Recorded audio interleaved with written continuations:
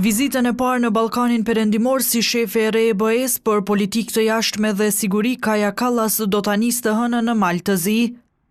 Pas shtetit fqinj i cili ka bërë më së shumti përparem në integrimin evropian, Kaja Kallas do të vazhdojë vizitën në Shqipëri dhe Bosnjë e Hercegovinë.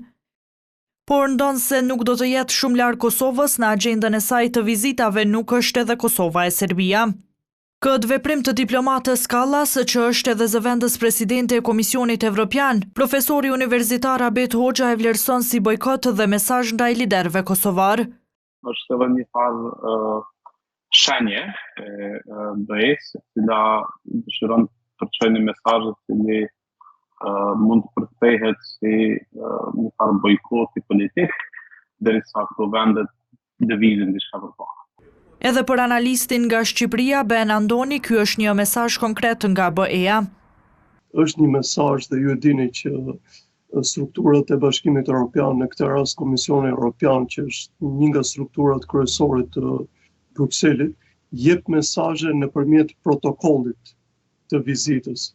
Dhe në momentin që në agjendën e vizitës përjashtohen vende, ose të themi menjanohen vende, është fjala më e dur, atëherë ka mesazhe konkrete për këto vende.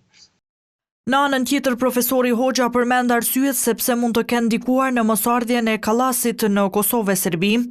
Fakti që Kosova është nën sankcione politike nga BE.